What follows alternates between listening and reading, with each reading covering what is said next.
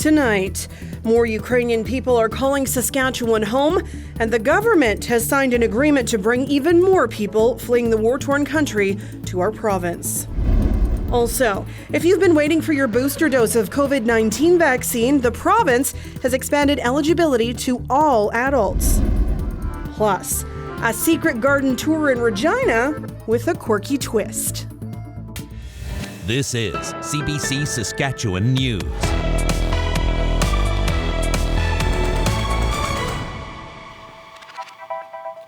It is Friday, August 12th, and the CBC Saskatchewan News starts right now.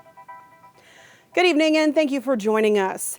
More Ukrainian evacuees were at a Regina hotel today, meeting with local companies and organizations to help transition to life in the city. At the same time, the provincial government was signing a deal to bring additional flights to Saskatchewan over the next several months.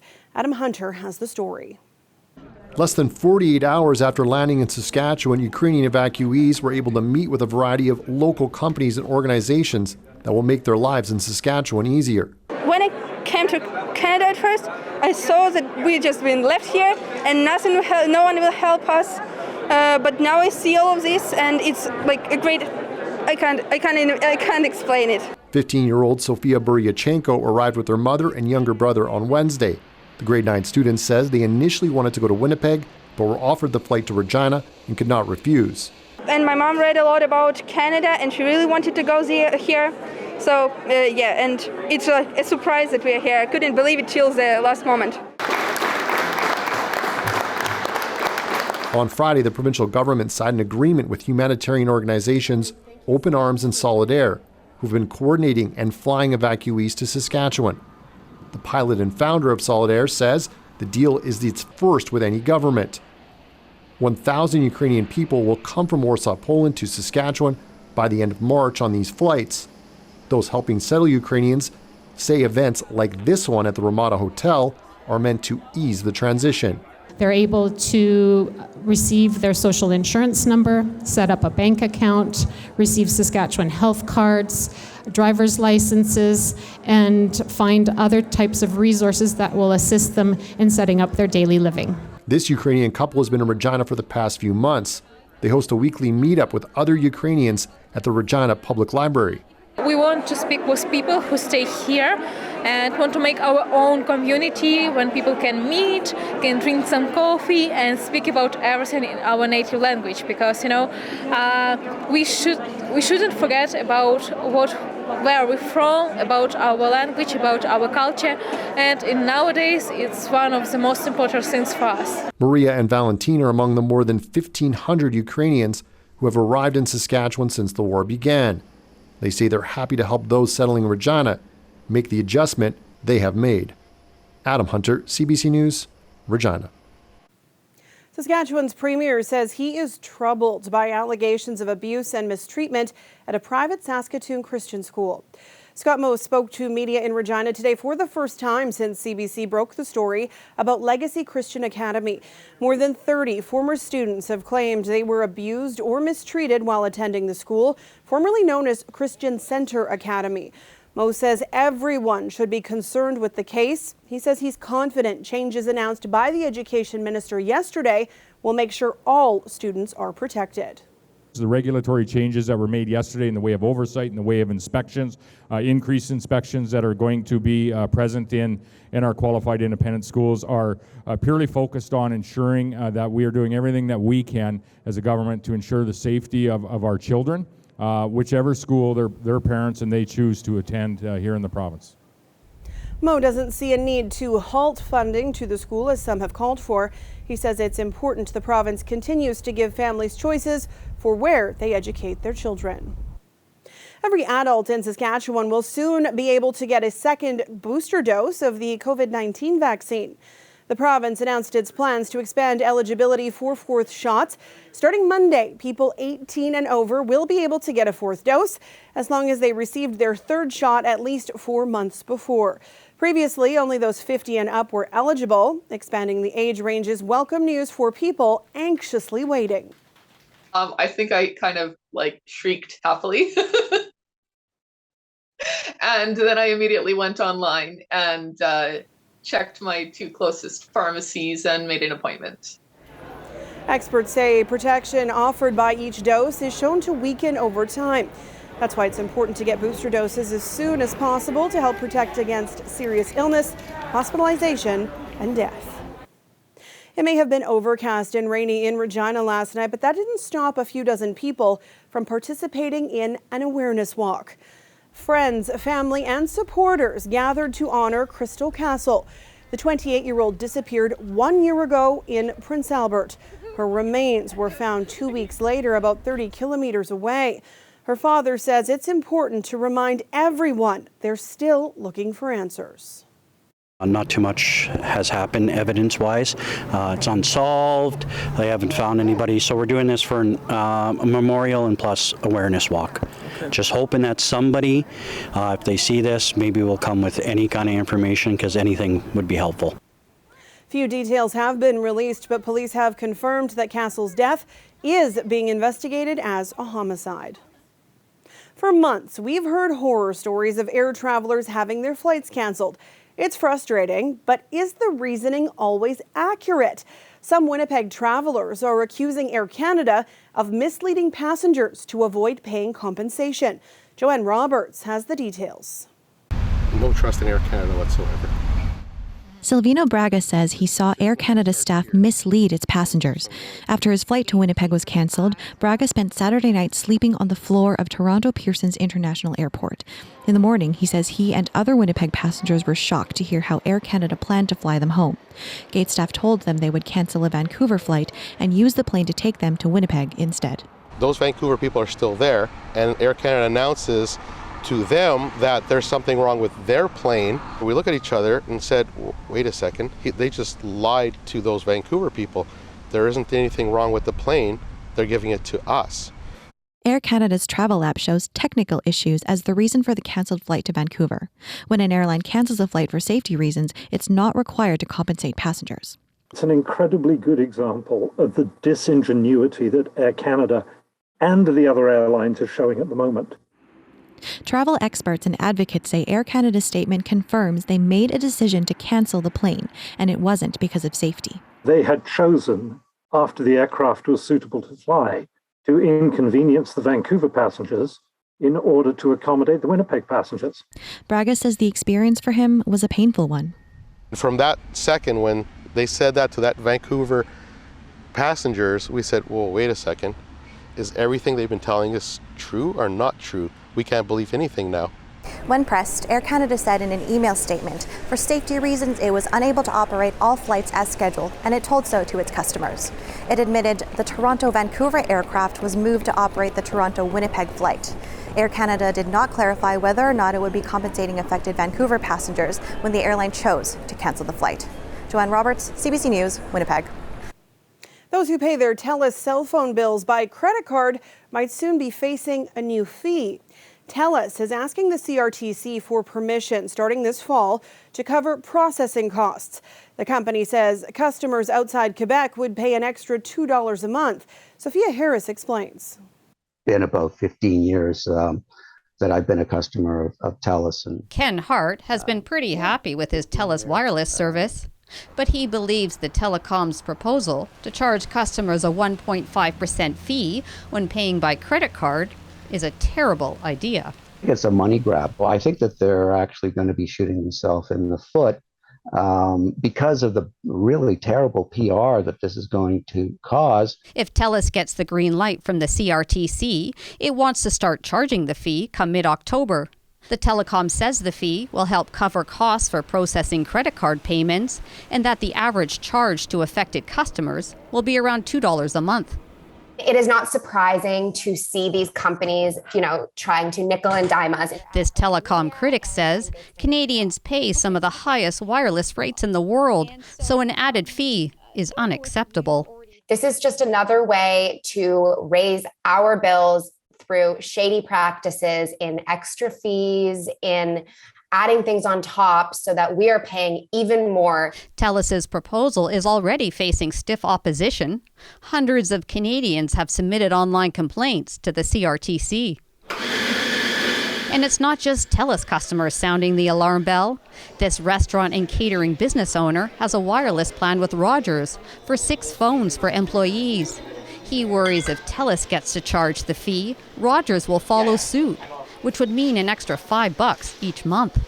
It adds up for the little guys. Our bills are just continuously going up. Our food costs have gone up, our labor costs have gone up, and we're counting our pennies. Rogers and Bell did not respond to requests for comment on the fee. TELUS has asked the CRTC to decide on its proposal by September 7th. If the fee gets approved, it won't apply in Quebec. As for the rest of its customers, TELUS says they can avoid the fee by using a different payment method, which many already do. Sophia Harris, CBC News, Toronto. So close to the biggest stage, but it was not meant to be. Today, as Team Prairie's, the Moose Jaw All-Stars lost the Canadian Little League Championship to Team BC's Little Mountain. That is strike 3, and Little Mountain has reached the top. BC is going to the Little League World Series. BC went into this game undefeated, and they dominated. Walks and wild pitches led to a rough start for Moose Jaw. BC built a 7-0 lead through 3 innings. They went to beat Moose Jaw 9-4 at Rose Diamond in Calgary. Little Mountain will now represent Canada at the Little League World Series starting next Wednesday in Williamsport, Pennsylvania. The Saskatchewan Roughriders left for Edmonton today. They will face the Elks tomorrow night in a game the Riders will need to win to keep pace with the 3 frontrunners in the West. The Riders are coming off what they called a much-needed week off. It gave quarterback Cody Fajardo time to rest his left knee. He suffered a strained MCL more than a month ago. Fajardo conceded this week he will likely have to wear a brace for the rest of the season, and he says favoring the injury has altered his playing style. I found that I created some bad habits with my injury that led to some inaccurate footballs. So I really tried to focus on that during the week and during practice and leading up to this game, is trying to give our receivers some more accurate footballs. Getting some guys back, yes, will help. Does it solve all your problems? No, because there's still some things we need to get better at. And I think we learned a little bit over the bye week that teams are studying us and taking advantage of some things we do, and we've got to recognize that and make corrections and do better. The Riders say they are starting fresh coming off the bye week, hoping to improve their 4-4 start. After this game at Edmonton, it gets really tough. Over the next 4 games, they have back-to-back matchups against both the Lions and the Bombers. Game time tomorrow night, 8 o'clock. Mark your calendars for the annual Doggy Day Out at Regent Pool in Regina. The pool's going to be open a little longer this year, so you'll have to wait until September 18th to bring your pooch to the pool. You can register your dog next week if you want to take part. Small, medium, and large dogs will all have their own time slots. We'll be back after the break.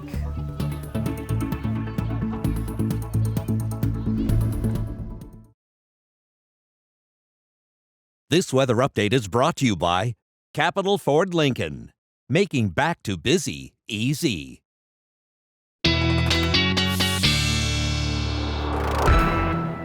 Welcome back. CBC weather specialist Ethan Williams joins me now. The intense heat can be uncomfortable, but the humidity today, that really added something. Yeah, that is right, Sam. Humidex values have increased today. We've been sitting in this, pattern of hotter weather lately, and not a lot of moisture either. But when the rain finally does come to those parched fields and lawns, we don't want it to come down too hard and fast. Now, I'll show you what I mean. Now, this is a demonstration by Dr. Rob Thompson of the University of Reading in the UK. It was posted on Twitter by the university, and it demonstrates how different soil conditions determine how fast rainwater is absorbed. So on the left, the soaked grass there drinks in that water quickly. In the middle is typical summer moisture levels, and the moisture is steadily dissolved. But on the right, is what many people are experiencing here in Saskatchewan. You'd think that parched land would drink in that moisture really fast, but it actually kind of just sits there. And if it rains too fast, that water starts to pool up and we get some overland flooding, and we have seen that this year in Saskatchewan. And these are a few of the locations that have to watch out for that, because this is last month's total rainfall compared to the normal from Environment Canada. Wynyard only picking up 12% of its normal moisture, and places in the north too, Buffalo Narrows and La Ronge not getting a whole lot, and in the southwest Loon Lake and Leader only getting a portion as well. But if you are in Wynyard, it looks like you will be getting some moisture. Hopefully it's not coming down too quickly, because this was a severe warned storm, but this cell is now starting to die off and merge with a couple of others here. It's in the Quill Lakes area. It's moving off to the southeast,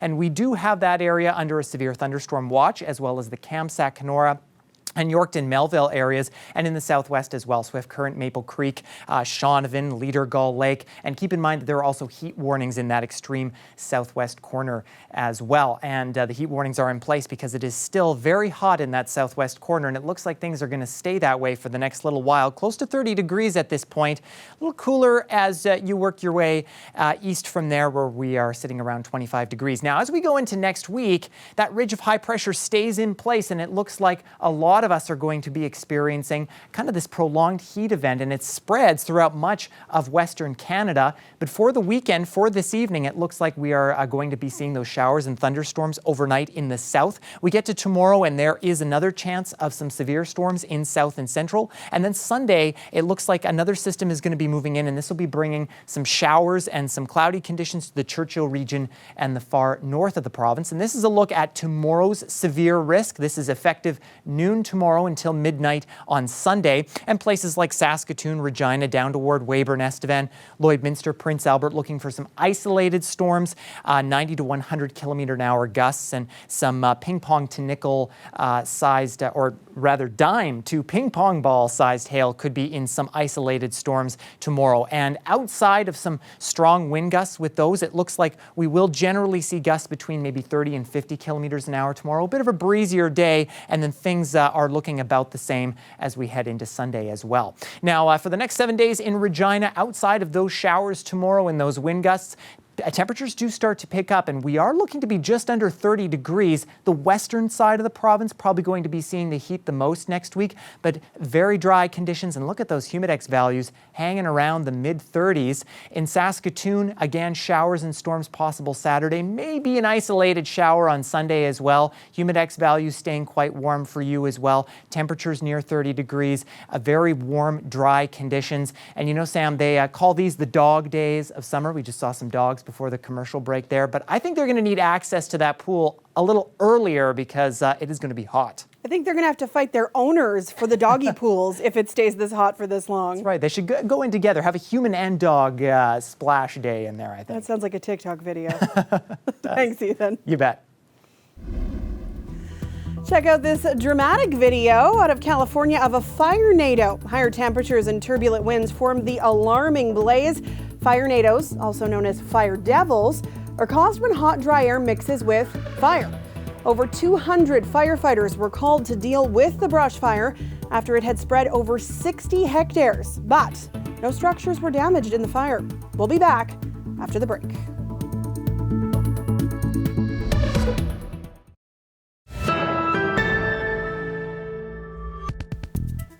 There's a development today over accusations involving some former junior hockey players and an alleged group sexual assault. The allegations were first made public in 2014 against unnamed players on the Gatineau Olympique of Quebec Major Junior Hockey League. Ashley Burke reports. Quebec's Major Junior Hockey League says police have reopened their investigation into this case and that they will fully cooperate. Now it centers around a woman's allegations about what she said happened to her 8 years ago in a Quebec City hotel room.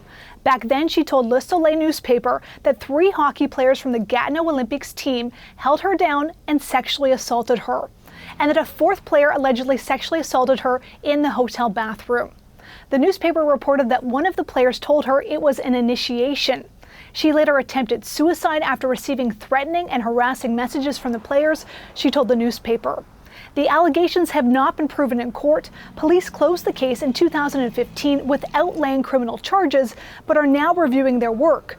Now, this was all prompted by the Hockey Canada controversy that's led to a parliamentary committee probing the hockey organization's handling of sexual assault allegations.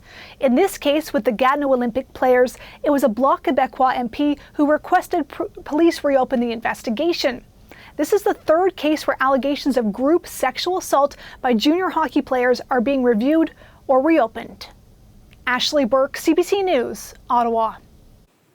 American actor Anne Heche has been declared legally dead but remains on life support while being evaluated for organ donation. Heche suffered a brain injury and severe burns in a car crash in Los Angeles last Friday. Heche had not regained consciousness since shortly after the accident when she slammed her car into a home and it burst into flames. The 53-year-old was a prominent performer in the late 1990s, starring in Donnie Brasco, 6 Days and 7 Nights, Catfight, and the remake of Psycho. She leaves behind 2 sons. The author, Salman Rushdie, has been attacked and stabbed in the neck, and police in New York have a suspect in custody. Rushdie has faced threats for decades. The suspect has been identified as Hadi Matar, age 24, from Fairview, New Jersey. Earlier today at approximately 10:47 a.m., guest speaker Salman Rushdie, age 75, and Ralph Henry Reese, age 73, had just arrived on stage at the institution. Shortly thereafter, the suspect jumped onto the stage and attacked Mr. Rushdie, stabbing him at least once in the neck and at least once in the abdomen. The attacker was eventually restrained and is in custody. Rushdie was flown to hospital and police say he is undergoing surgery. Police say they are looking into a motive. Iran banned Rushdie's novel, The Satanic Verses, and called for his death back in 1989.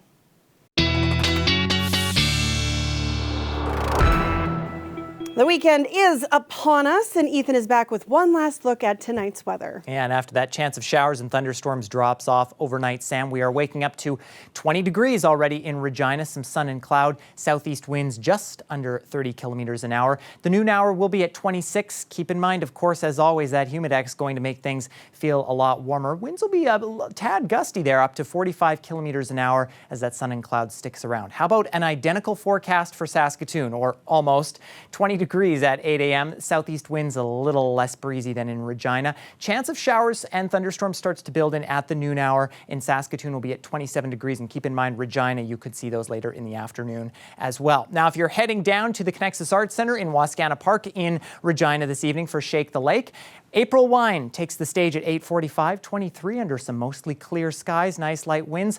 A good evening to rock and roll into the weekend, Sam. The way you said rock and roll makes me feel like you've never experienced it before. Once or twice. Thanks, Ethan. Have a good weekend. You too.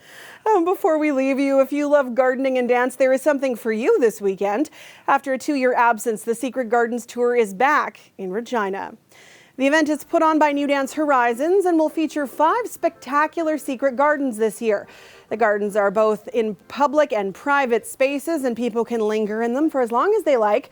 The tour will also include some evening dance performances, including ballet, a contortionist, and even a performance with live chickens.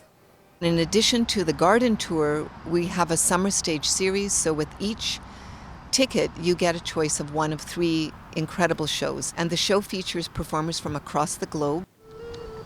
There will also be flamenco dancers from Winnipeg. The Secret Garden Tour kicked off today, and it continues Saturday and Sunday, rain or shine. You can get tickets at newdancehorizons.ca. Whether you're going to a garden or experiencing some rock and roll, I hope you have a good weekend. That is it for us this week.